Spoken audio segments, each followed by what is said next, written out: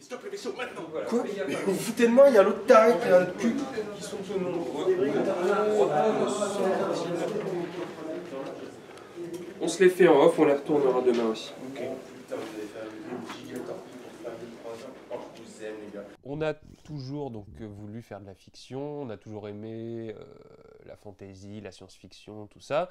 Évidemment, quand tu fais du court-métrage sans moyens, ben, c'est assez compliqué de faire ce qu'on aime vraiment. Après, c'est vrai que 2013, ça correspond à peu près à la période où on a découvert un certain nombre de web-séries, comme par exemple comment ça s'appelle ? Le Visiteur du Futur, qui était une web-série qu'on a beaucoup appréciée. Ouais.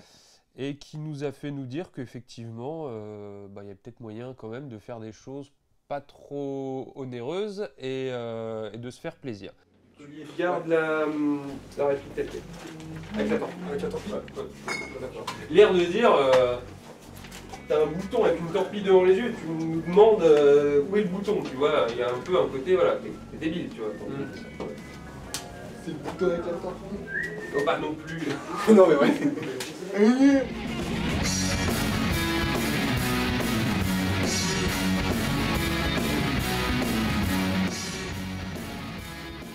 On a fait un univers très très large en termes d'écriture. On a 7500 ans, 2 mondes parallèles, 2 univers parallèles, 7 planètes dans l'univers principal, 2 lignes temporelles séparées sur plusieurs milliers d'années, avec des couches, des sous-couches, des recouches. On a créé des personnages bien caractérisés et entre 2013 et le moment du tournage, ils ont très peu évolué.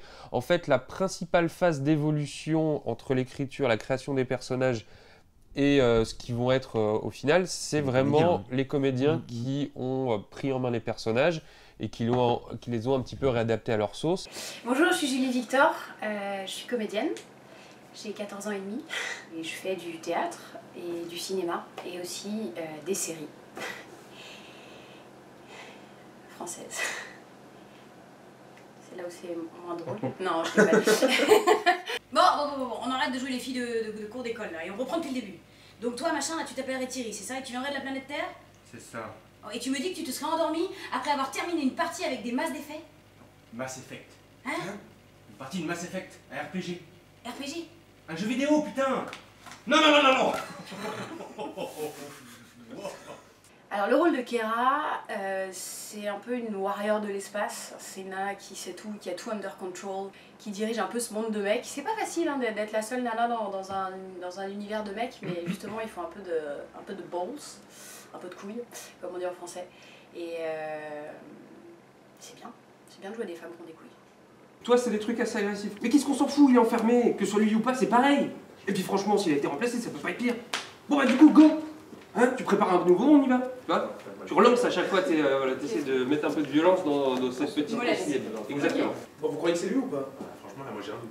Il est encore plus chelou que d'habitude. Qu'est-ce qu'on s'en fout, il est enfermé, que ce soit lui ou pas lui, c'est pareil. Ah, pas faux. C'est quelqu'un qui percute très vite ce qu'on attend d'elle. Son jeu correspond exactement à ce qu'on imaginait, clairement. Ouais, ça va très vite avec elle, tu lui donnes des indications, elle te sort tout de suite quelque chose de juste. Après, il y a 2-3 corrections toujours, mais c'est vraiment là-dessus, elle est très forte. On savait très bien qu'elle se démerderait carrément dans ce personnage très cassant, très cinglant.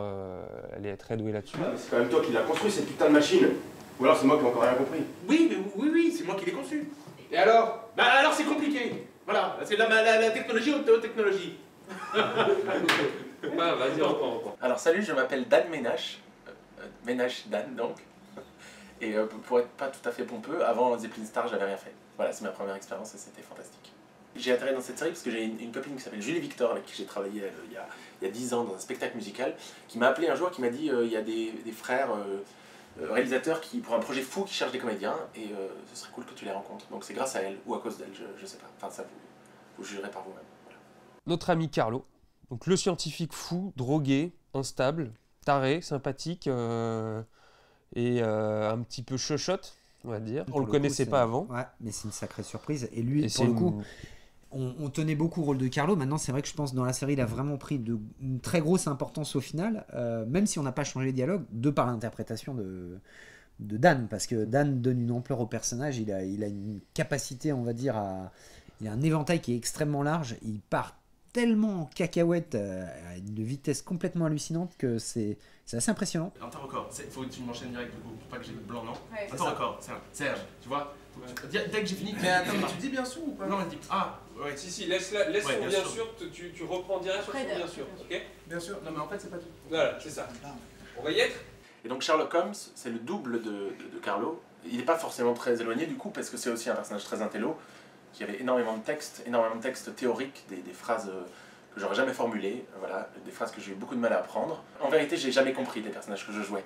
Voilà, c'était c'était la folie de cette série, c'est que je sais jamais ce que j'ai joué. Julie avait raison sur un point, c'est qu'ils sont fous, ses frères, et qu'ils nous ont donné des personnages comme ça, qu'on a dû apprendre ça très vite, qu'on a tourné très vite à un rythme de fou, qu'on a pris beaucoup de plaisir, qu'on était une très belle équipe. Alors là, c'est. Alors vous, ta gueule. Hein? C'est pas du tout ça. C'est génial. Alors vous, ta gueule. Alors, c'est bien, alors vous, ta gueule, tu peux commencer la réplique comme ça et tu la reprends. Non, alors vous, ta gueule, c'est génial. Alors vous, ta gueule. Et non, mes personnages, je les ai évidemment compris, mais en regardant les 8 épisodes, vous comprendrez certainement mieux que moi ce qu'il voulait dire dans cette série. Voilà. Il y avait une question. T'as fait une arrêt quoi. Action. C'est pas trop tôt, qu'est-ce que vous avez glandé? J'ai pas le temps de t'expliquer, stop le vaisseau maintenant. Quoi? Vous vous foutez de moi, mais il y a le taré là qui a notre cul. Et puis moi, je sais pas comment on arrête ça. Le bouton pour faire des vrilles. Oh ah voilà, oui, c'est ça. Ok, le bouton pour faire les vrilles? C'est ça. Ok. Ouais. Oh ouais. On revient vite, comment est-ce qu'on pourrait être d'accord? En fait, la levée, c'est plus la tension que vous avez passée. A priori, si la torpille part de là et va par là, il faudrait qu'ils aient un petit levé. Ouais, mais on va encore une fois, pour les regards, pour simplifier, c'est tous le même point et je veux un truc juste, la levée, la tension qui monte. Okay. On regarde le truc s'éloigner, ce sera possible. Raoul? Il paraît que les courts-métrages Pixar qui sont sortis avant sont mortels.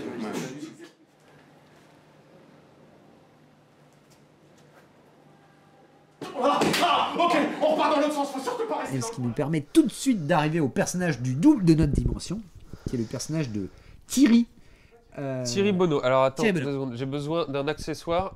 Un accessoire Thierry Bonneau. Viens l'accessoire. Ramène tes fesses. Viens. Ramène tes fesses, l'accessoire. Donc ce que vous montrez, qu'est-ce qu'un Thierry Bonneau?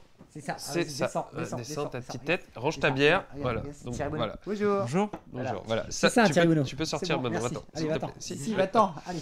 Donc voilà, Thierry Bonneau, c'est ce personnage-là, quelqu'un qui existe vraiment. Voilà. Et en fait, il est tellement con qu'on s'est dit qu'on va en faire une série, on va en faire un personnage de fiction. Bonjour, moi je m'appelle Corentin Mazot, je suis comédien et aussi danseur, j'ai une belle carrière de danseur derrière moi. Et puis de plus en plus, petit à petit, du coup, la comédie s'installe dans ma vie et j'aime ça. On cache pas qu'on l'a également casté pour Serge, parce que il est hyper baraque, machin et tout.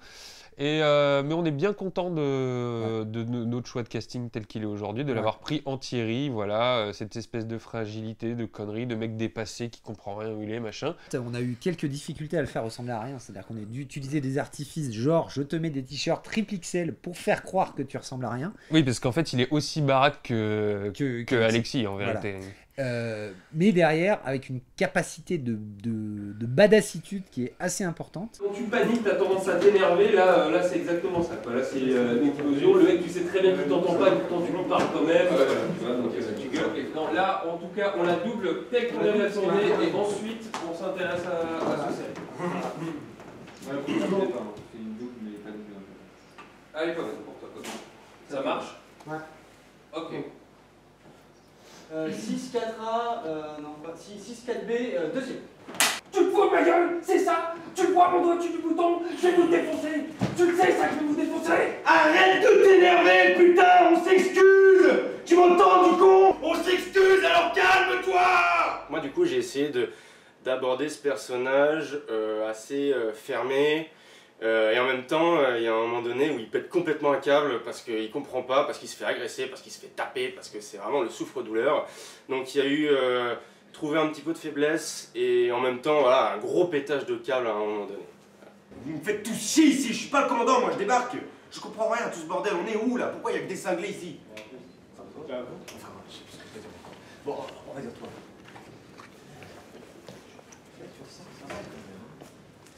Comment ça Quoi Non. Ce qui a été assez compliqué pour ma part, ça a été de savoir jouer en fait du coup des grosses nuances dans les pétages de câbles où du coup il y a vraiment un moment où il faut aller dans l'excès du pétage de câble pour d'un coup redescendre en mode et repartir comme ça d'un coup. Ça fait longtemps que je suis au courant que, que le personnage principal de Zeppelin Star est en partie basé sur moi. Mais c'est comme tous ces films où tu vois, t'as écrit basé sur une histoire vraie, machin. Oui, c'est basé sur un personnage réel ou peu importe, mais au final, il y a quand même beaucoup de liberté de prise. J'ai pas mis mon nez dans l'écriture, j'ai laissé au Gombert faire ce qu'il voulait, écrire ce qu'il voulait.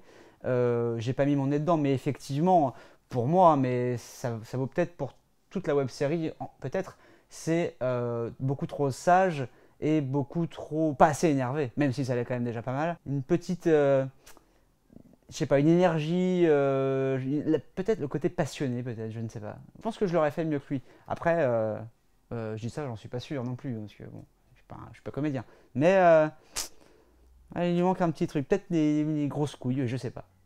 À voir.